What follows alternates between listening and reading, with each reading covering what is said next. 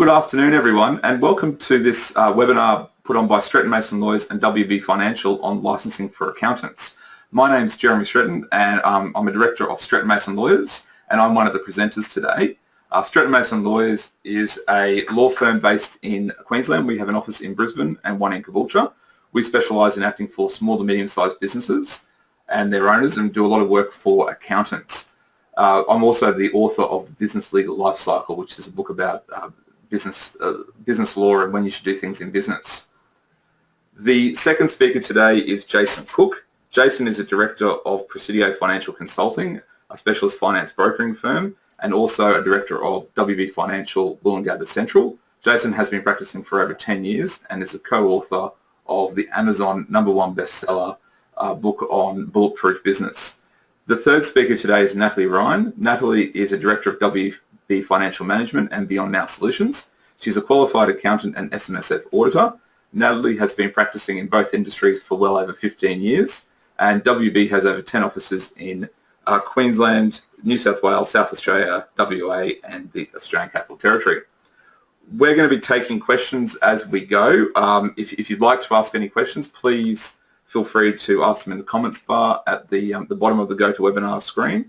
And as we go, we'll answer some questions. At the end, we'll also have an opportunity to ask questions, and so please feel free to ask questions when you like.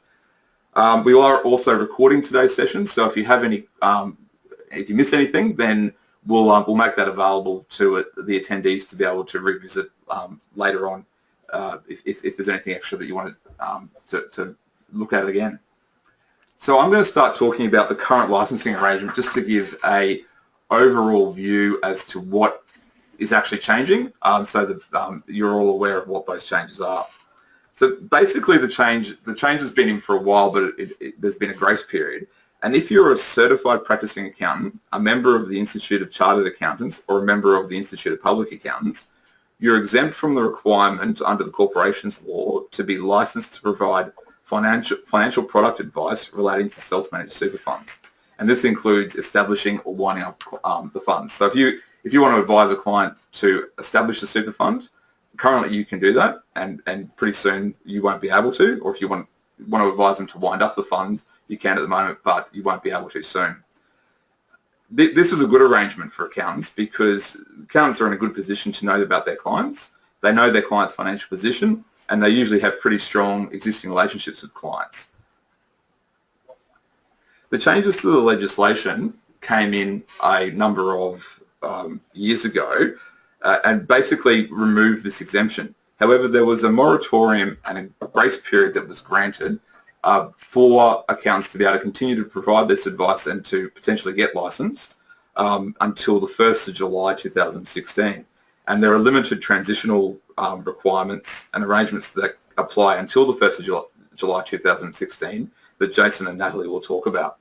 I thought I'd speak just briefly too about the penalties if you're found to be providing advice to your clients about financial products that you really should be done by someone who's licensed.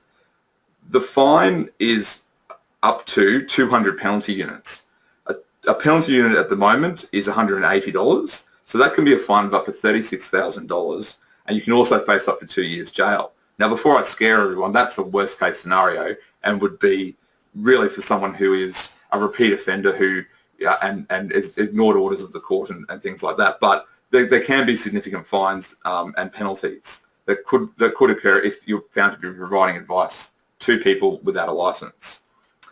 You may also have issues of accreditation with professional bodies. So as you'd all be aware, the CPAs, the CAs and the Institute of Public Accountants all have rules about who can and cannot be members.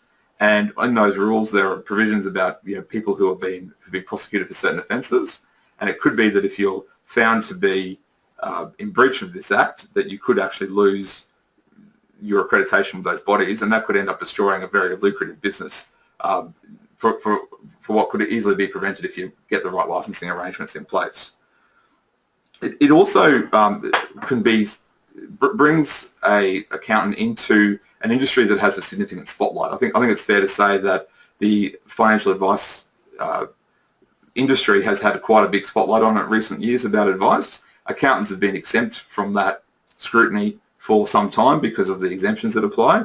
But now if you're an accountant and you're going to have the licenses that we're going to talk about today, you fall into that category of people providing advice that may fall under the scrutiny of the media. So it's an important consideration to make about what to do about these changes and to make sure that you comply with the law and also make sure that you've got a good business that isn't going to be affected by any of these changes. So that's all I'm going to run through today. I'm going to hand over to Jason Cook to talk about the decision-making process and the different options that you have to do with the licensing arrangements. So Jason, if you please proceed. Good afternoon, everybody. Thank you for tuning in to listen to us. I'm conscious of the fact that each one of you are probably at a different stage of this process, and there's likely to be some content that we're going to run through today that you're already well on top of. So we're not trying to teach you how to suck eggs. I guess the purpose of this is really to try and help you guys determine some of the nuances associated with being licensed and how that might practically impact your business. So whilst we're going to go through our set agenda here today, we'd really love you to ask questions. Myself, I run a financial advice practice. Natalie is an accountant as well as a licensed advisor and has been for some time. So Natalie in particular is perfectly suited to answer questions around how this might practically impact your business. So there's been a lot of discussion and debate recently, which I like to follow, around whether this new licensing regime is really suited to accountants. And there's certainly a lot of people that have the opinion that it's fairly onerous. You know, a lot of professionals, solicitors and accountants as well have had, the freedom to determine how and when they give advice to their valued clients. And what this new regime really does is put some pretty serious sort of boundaries, a compliance framework, and will require, a lot of procedural change to the way you do things day to day. So there's still a lot of questions in people's minds around this, but what I'm expecting is that most of you, if not all of you, will have made some decision already on how you're going to deal with this. If not, I guess the question is, are you too late at this point? And the answer to that is potentially, but this is not necessarily a one-time thing. Just because you don't take action now doesn't mean that you can't in the future. It doesn't mean you can't straight away. As soon as the licensing laws kick in, you can decide to do something in July, August, next year, whenever. However, what it will impact is that if you haven't made arrangements or ever already to fill in that advice gap in your business, that you are going to have to be careful that you don't breach. In terms of business impact, it's something that we're going to cover off in more detail a bit later on, but we really would like to get your questions ready for that particular part in the presentation. I just thought I'd put this particular article up because there has actually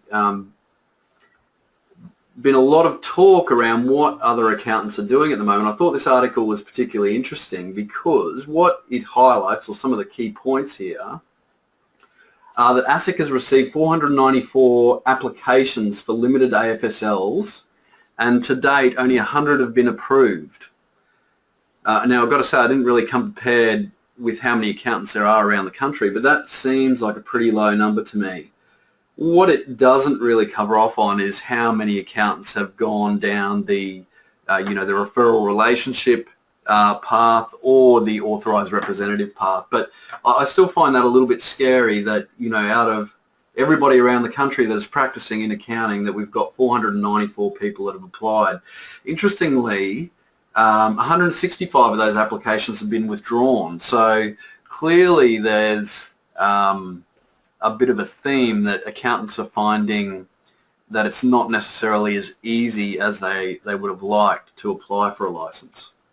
Okay, again, I don't want to teach you how to suck eggs, but I just thought I'd cover off on some of the basics here. So the first thing I'd like to emphasize is that financial services licensing is only applicable to financial services products. So if you're not dealing in or providing advice on a financial services product, then licensing really doesn't impact you. So this little flowchart here that I've created shows you know the decision-making process around whether you're going to need to be providing advice to your clients. So the first question is there a financial product? And that's a separate discussion in itself. But I guess the most relevant thing for all of you out there is that self-managed superannuation funds have been deemed to be a financial product. Then the next question you need to ask is, are you providing advice around this product, or are you dealing in this product? So to give you just a brief overview of what that means is, are you dealing in a product means if I was, for example, a stockbroker and I was trading shares on behalf of my clients, I would be dealing in a financial product. Even though I'm not necessarily providing advice, if I have a client that calls up and I want to execute a trade, I'm then classed as dealing in a financial product. So where it's probably more relevant for all of you is providing advice around a financial product, and that financial product mostly will be self-managed superannuation. Then to distinguish that even further, we have general advice around that product and also personal advice where somebody's specific situation has been taken into account with respect to the advice that you're giving. What isn't a financial product? So it's an interesting question. Physical property is not classed as a financial product. So you know you're quite welcome to talk to your clients about property in virtually any way, and that does not breach the financial licensing rules. Okay, in terms of the various levels of licensing, one thing I'd like to point out is that whilst this specific accountant exemption is ending, there are still other accountant exemptions that apply in terms of advice. So specifically, accountants are, do not need to be licensed to provide tax advice or traditional accounting services. So if that's your primary business to be providing those types of services, then licensing is not applicable to you. Where it starts to become applicable is when you start talking to people about a financial product as described before. In this case, we're really interested in self-managed superannuation. Now,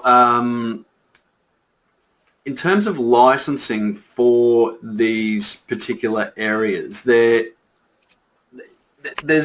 a whole range of different licensing options. So there's not one licensing options or two, there's potentially hundreds of different options, which is why it's really important that you're able to consider what's right for you individually as a practicing accountant and also for the other accountants in your practice. So just because you might feel that something is appropriate for your practice doesn't necessarily mean that it's going to be appropriate for all individuals practicing within your group.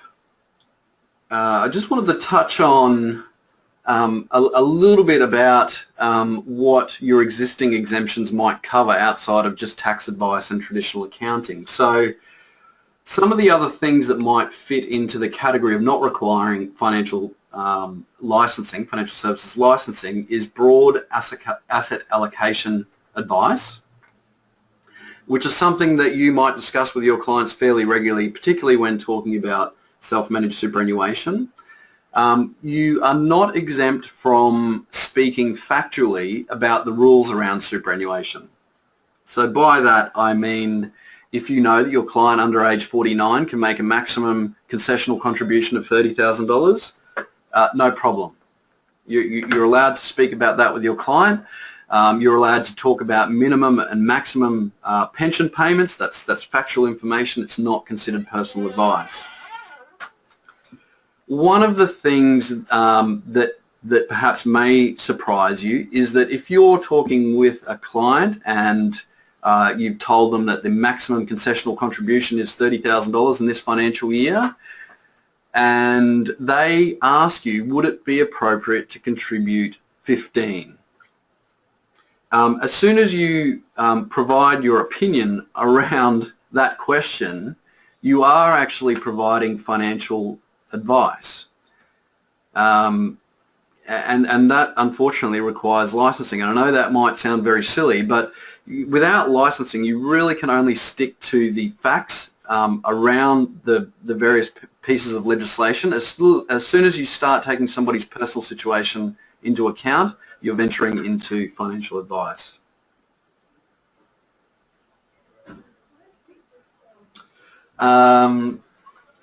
If you're currently going beyond just opening and closing self-managed super funds now, then technically you really need to be licensed now. And I know that's a bit of a moot point given how close we are to the deadline, but strictly speaking, you know, if you're providing personalised opinions or advice to clients around some of those things, contributions, superannuation rollovers, then really you're required to be licensed now.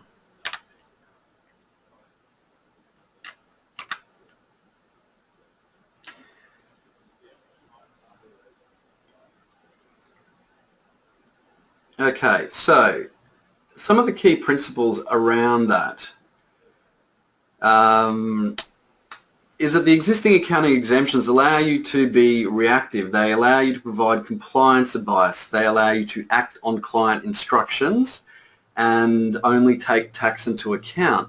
With the point around client instruction, it's pretty important to note that ASIC's already given an indication that they're going to be on the lookout for people that are pretty prolific in acting on client instructions. So, you know, if you have, 15 clients a year that have all said to you, open me a self-managed super fund, and you're doing that as a way of acting on their instructions, you could get put in the spotlight for doing that.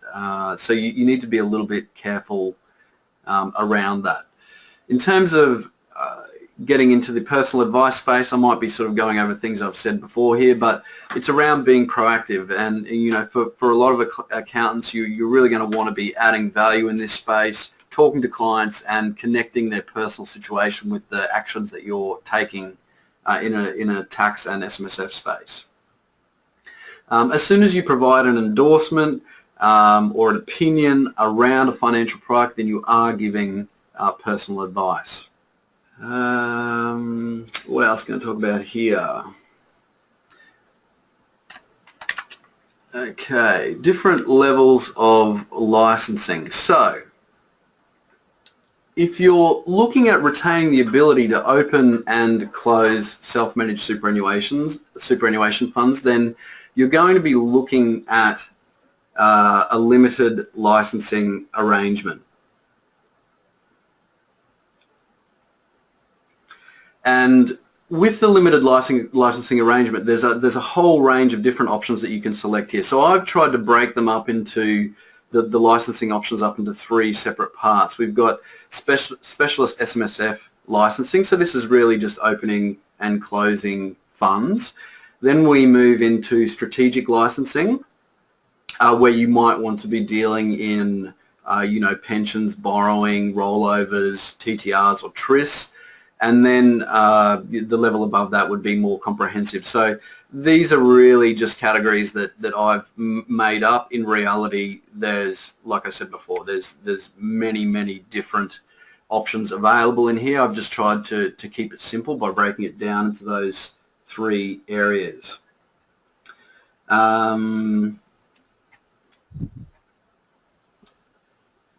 Now, in terms of strategic licensing, what you're going to have to determine is what areas are really important to your practice, because there's no point sort of going out and looking at a comprehensive license if you're not really going to be using it. And cost comes into play here, because as you sort of move up the curve of being licensed for more things, it's going to cost you more money. So really the decision-making process, of which Natalie's going to talk about next, is very important in determining where you fit into this into this regime here.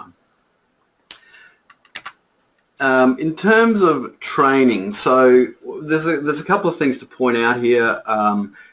Whatever licensing option you choose, you're going to have to undertake the appropriate amount of training for that particular license. So one thing that's important to note here is that training does not equal licensing. So the way it works is that your license really determines the training that you need to undertake. So just because you might have done say a 4-unit diploma of financial planning, that does not license you for anything. However, what you really need to consider here is that when you make the decision around the type of licensing that you need the license, if you are authorised under somebody else's license, will dictate the types of training that you need to undertake.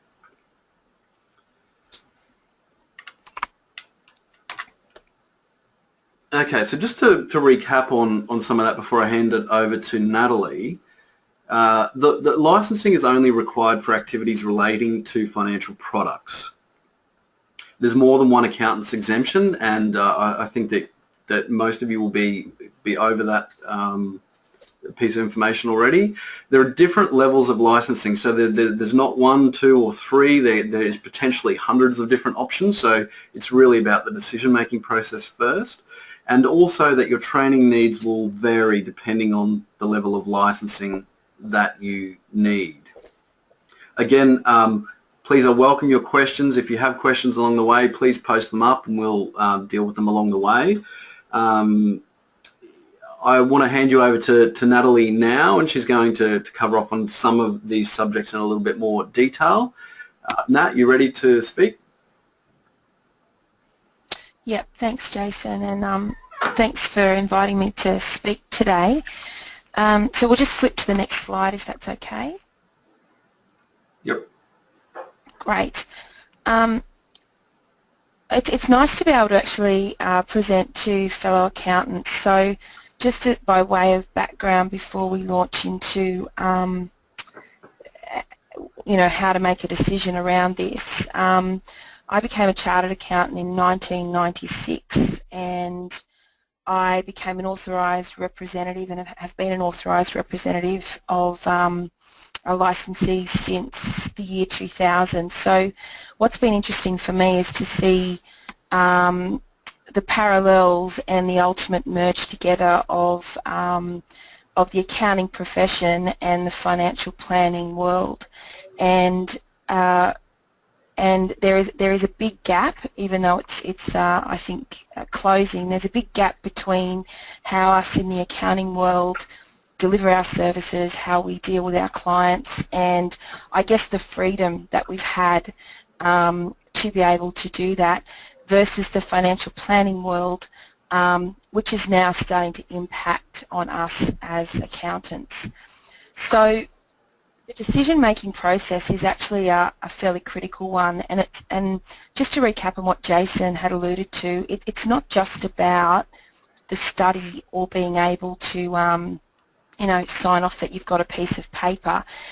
In fact, that's just almost like stepping stone one. So I think the thing around the decision is a decision needs to be made one way or the other, and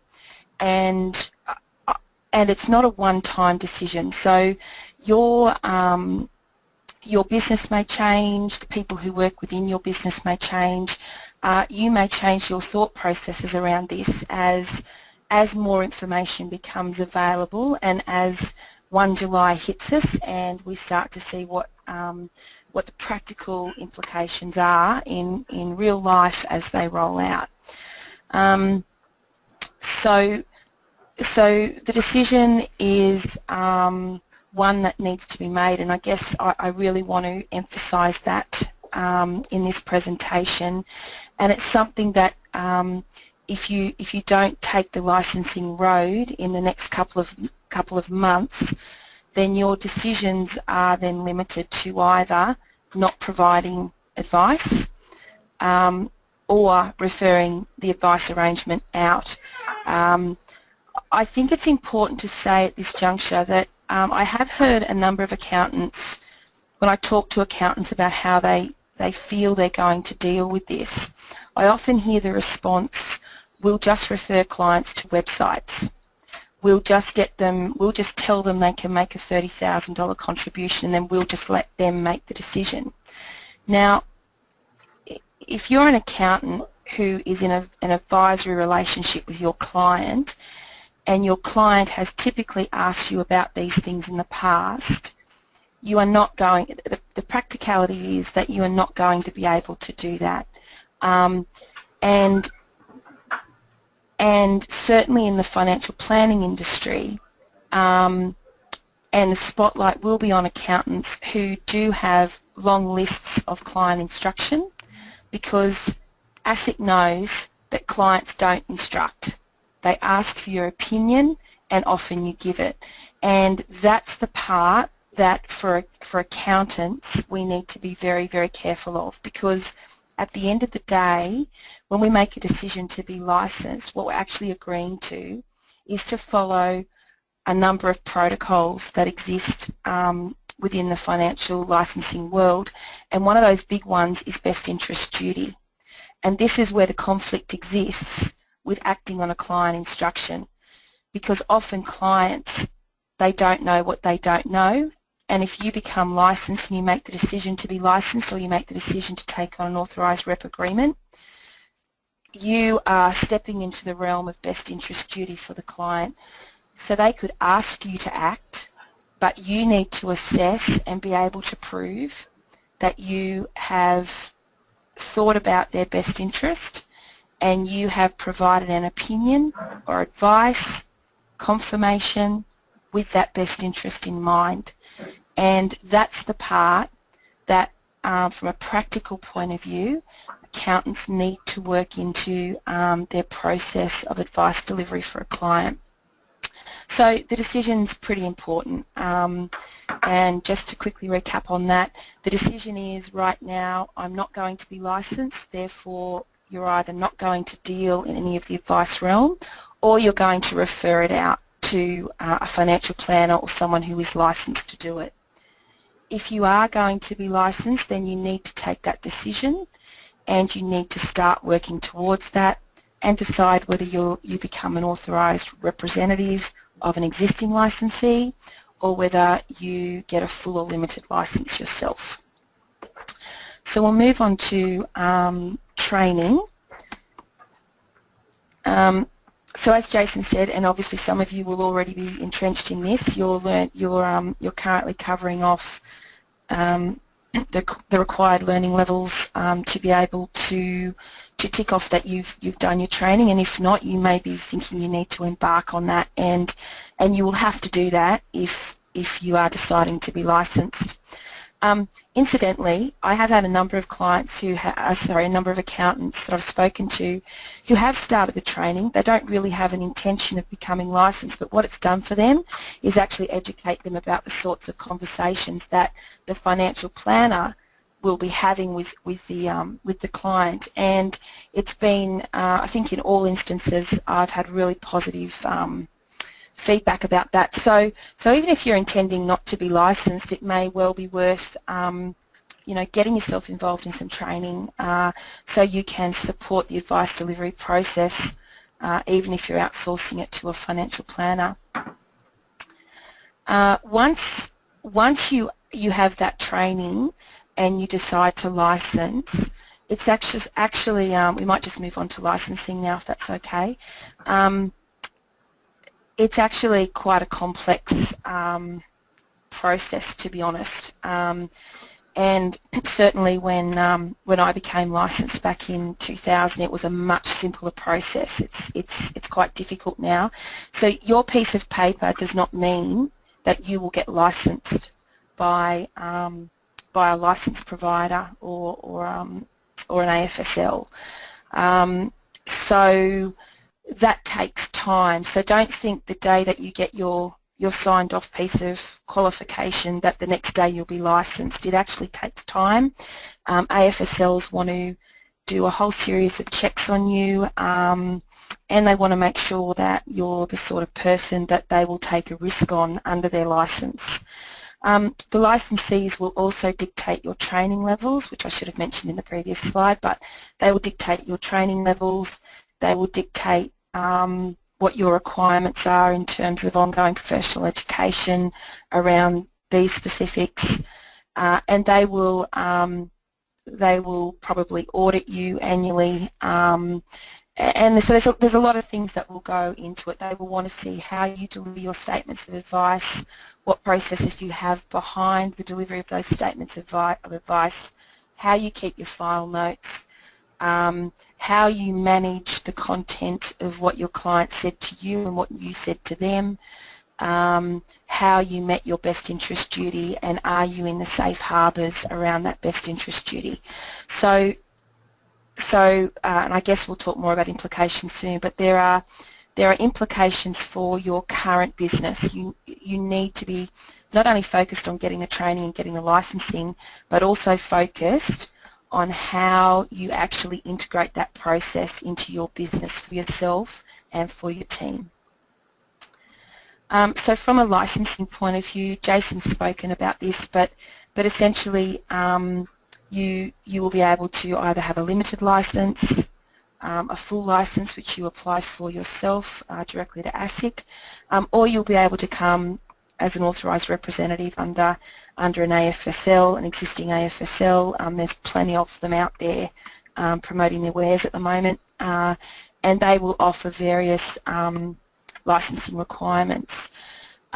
Just incidentally, a limited license for an AFSL is extremely risky, because what a limited license is actually making the boundary even tighter, and so I expect in the fullness of time that a limited license will have a lot of criteria around it from an AFSL's point of view in terms of making sure that you're meeting your obligations and you're not overstepping the mark.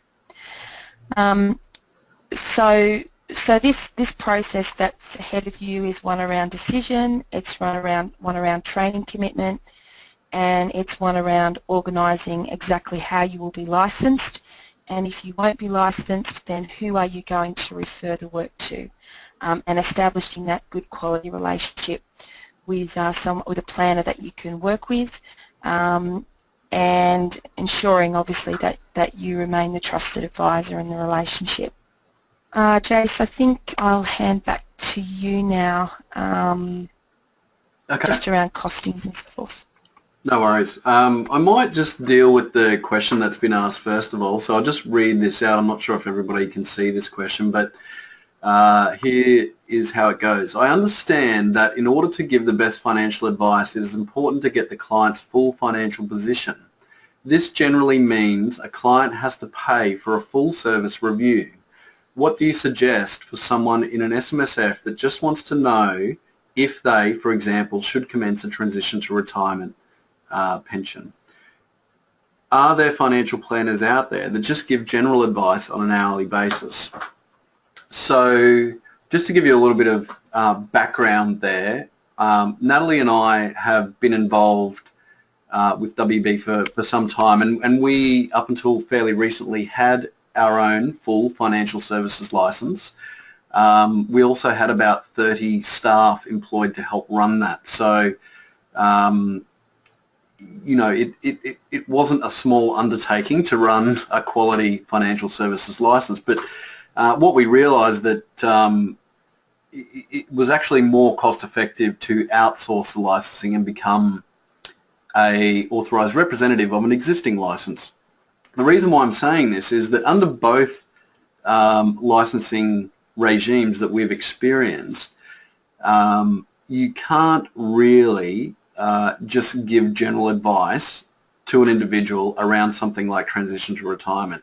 So just to give you the idea around what our licensee expects when it comes to providing advice to somebody who wants to talk about transition to retirement. So first of all, we would require all the information about the client. So this goes down to, you know, a full assets and liabilities, a budget or a cash flow analysis, some understanding of their goals and objectives for the future, and then it would require full financial advice. So a statement of advice that covers off on not just the transition to retirement that client has asked for, but also under best interest duty, we have to identify any needs that we see that need addressing that the client might not necessarily have asked for or even known that they wanted. So let me just be clear on that. So the client comes to us, or the client is referred to us with a specific question around transition to retirement. We're unable to supply them with an answer without first getting all their information, assessing not just the needs around transition to retirement, but also every other need. And I know that might sound excessive, but when the auditors or ASIC come in to have a look at individual files, they'll be looking for all of those things. They'll be looking to see that we know everything about the client. They'll be looking to see that we've given advice, appropriate advice around the topic that the client has asked for, or the accountant referring the client has asked for, but also have we identified any other needs for that specific client that need addressing. If we haven't addressed the other needs that we've identified, we haven't met our licensing condition. So I know that that sounds extreme. Nat, I don't know whether you want to add anything to that? Yeah, look, I think the thing is that firstly, this is nothing to be afraid of. Accountants are capable of doing this, but it's just changing the way that we have typically thought about how we deliver advice. Because at the moment, to be honest, accountants really aren't accountable for the advice they deliver, okay? Financial planners need to be because financial planning industry has not self-regulated, and therefore ASIC has come in and said, okay, these are the rules and these are the things that you must adhere to. So in that example of a TTR, from our accountant's viewpoint, we can see tax savings, we can see recycling of cash flow, we can see a lot of good reasons to put a TTR strategy in place. The point is, if your client's goal actually doesn't line up with the reasons why they've come to you and said, what about a TTR strategy?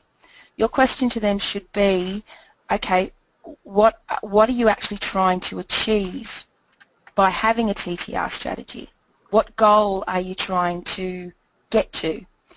Because part of your best interest duty is to understand the client's goal, work out the various options that they could use to get to that goal. TTR might be one of them, but there's possibly others.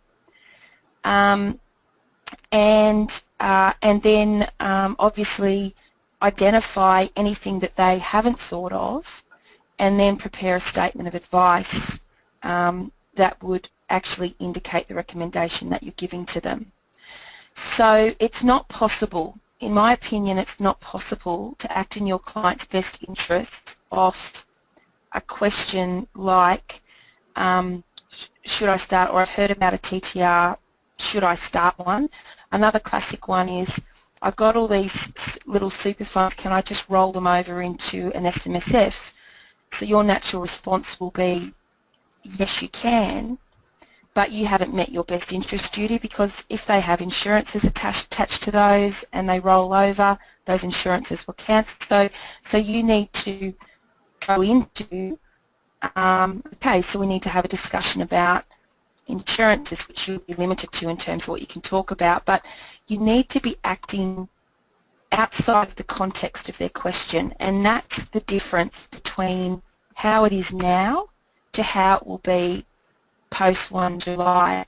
Even though they might ask the question, you need to be thinking bigger than the question to meet their best interest. Thanks, Nat. I don't know if that actually explains it, but please feel free to forward other questions if I haven't explained that. There's one final piece to the question, and that was, are there financial planners out there that give general advice based on an hourly basis? So I suspect that there probably would be financial planners that would provide advice on an hourly rate to clients that were referred. I think the important thing to note here is that general advice is quite different from personalised advice, and I don't think it's possible to give valuable advice, certainly around transition to retirement, that is just general. So general advice would be, is it possible to start a pension from my superannuation fund now that I'm age 56? Well, yes, is the question. That is a piece of general advice. There's not a whole lot of value associated with that. So I'm not quite sure whether the person who asked the question specifically meant general advice or whether they were talking more about personalised advice. I would expect in both instances that there would be advisors that would undertake both pieces of advice on an hourly rate. Please let me know if we haven't answered the question properly there. I'm just going to move on. Jay, sorry, I'll just add one thing there because I have a feeling I may know where this is coming from. So financial advisors are more and more are charging by the hour or charging a fixed fee. So if the question's coming from the point of view of do they take a commission or an advisor fee out of the product, there are still advisors that do that, but I think that they are becoming less and less, and that could be a question that you ask of your referral source as to how they come up with their charges and on what basis do they receive the money. I don't think that there would be many advisors left out there taking a risk around providing advice without issuing a statement of advice and charging the appropriate fee. Okay, great. So we're just going to move on to cost and touch on this particular subject. Again, I'm not quite sure how many of you will have investigated the options and the associated costs. One thing I think it's important to say up front is that you shouldn't let cost be your driver. You need to really place a lot of emphasis on the decision-making process about what your business needs as opposed to costs. The other thing to note is that just because you made a decision around licensing doesn't mean that you can't change it. So if you were to get a limited license to allow you to open or close SMSFs, it doesn't mean that you can't expand it in future. It doesn't mean that you can't hand back your license and undertake a referral arrangement or become an authorised representative of an existing license. So just because you made a decision now, it doesn't really lock you in for the future. That's not to say that you shouldn't pay a lot of attention to the decision-making process up front. So I've listed things that could be included within licensing, and typically a license can cover any of these or all aspects listed here, and obviously the more of these things that are included, the more adjustment you would likely see to the price.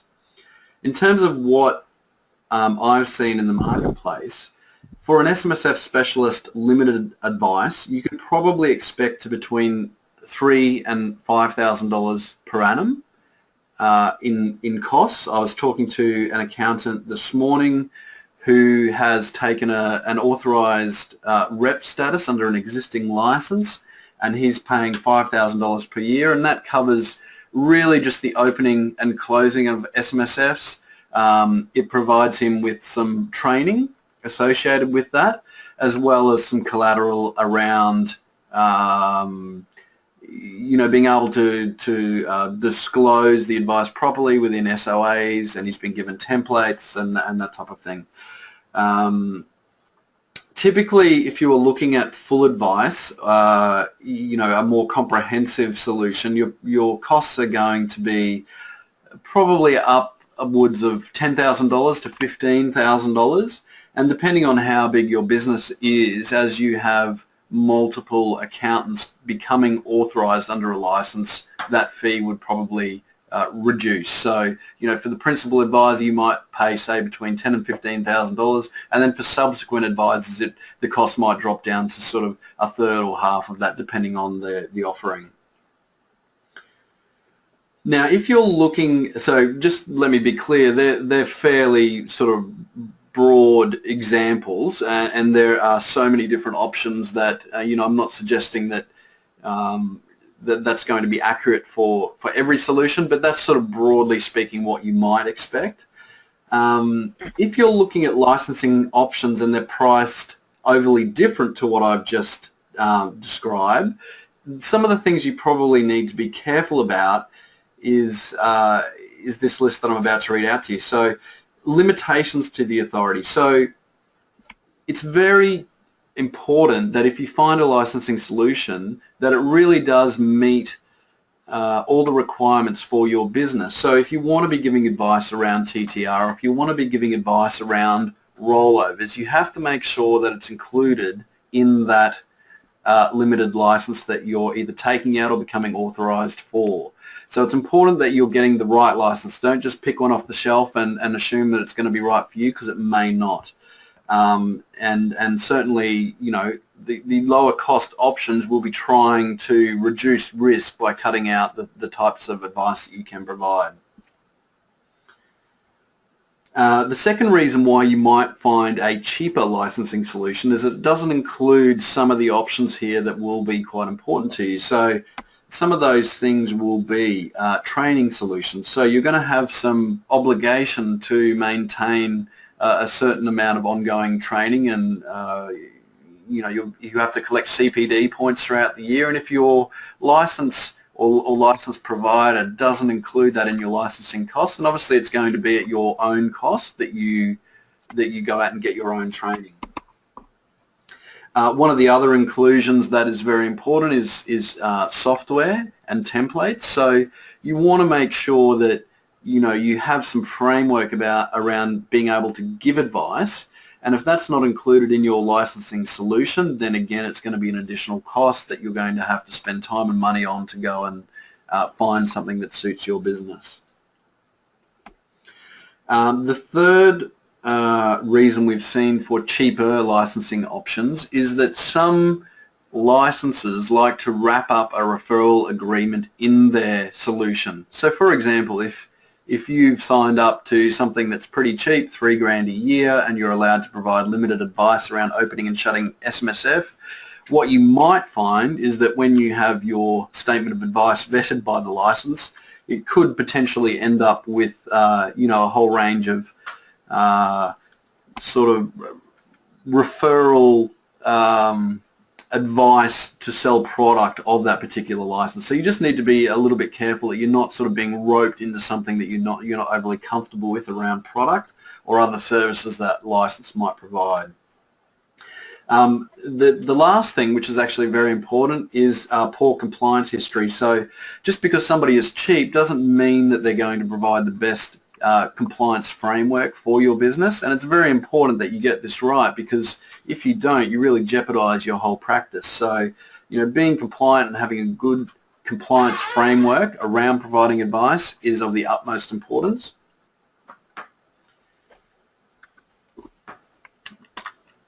So I just want to move on now to how this might impact your business. So I know that we've touched on a few points here.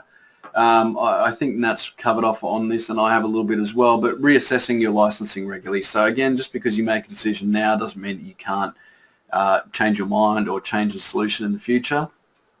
Back office is probably a big one. So what you guys are used to at the moment is, you know, you all are experienced accountants, you know how to provide the advice and the compliance work that you currently do. This is going to be completely new to some of you. And it's not just statement of advices. There is a process around the types of information that you need to collect, how you need to collect it, how you need to present it, and how you need to monitor it. And depending on your licensing solution, if you are authorized through somebody, you'll have very clear guidelines around that. Certainly our license is very anal around the types of advice we can give and how we need to give that. And to be honest, at times it can be very laborious. And that probably leads me to pricing. So as a result of having to be part of this regime now, you really need to give some thought as to how you price your services around this, because one of the things that's quite clear to Natalie and I have been providing advice for some time is that it's not necessarily a very economical process. So to provide advice, even basic advice, is not necessarily a cheap process. So you really need to make sure that that's going to become a profitable center or part of your business. You don't want to make it a loss leader. There's going to be costs associated with being licensed or authorized, and you want to make sure you recoup that and stay profitable. The other thing here is that, ASIC has indicated that they're going to be vigilant. That doesn't mean necessarily on July 1 they're going to be knocking on your door and asking what you're doing, but they're definitely going to be trying to make an example of somebody. So you want to be very careful if SMSF is a big part of your business, that you really make every effort to be compliant. Ignoring it altogether is not a very smart move. Now, we've got a poll set up here, so we're going to try and launch this. If you wouldn't mind providing an answer as to the type of solution that you think you might use in your business. I've been part of these webinars before, so I know roughly what the percentage of accountants that would like to be licensed versus non-licensed, but it would be interesting to see the breakup here in this group.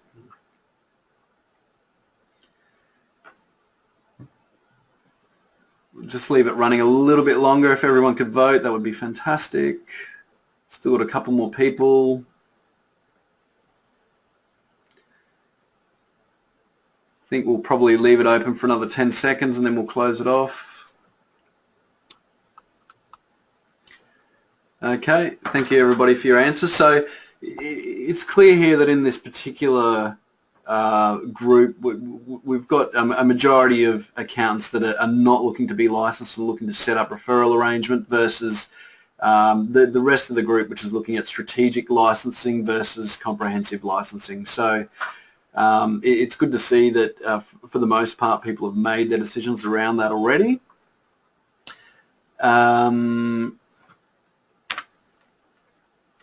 So I guess from a selfish perspective, Natalie and I are part of a national advice group. We have offices in most states around the country, and what we would really love to do is to connect with accountants that are looking for a professional relationship.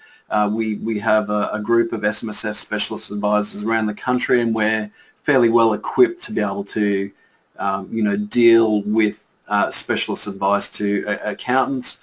We don't necessarily have any prescribed solution for people as yet, because what we find is that each accounting practice likes to deal with their clients in their own manner, so there's no point sort of for us to prescribe exactly how that arrangement would work.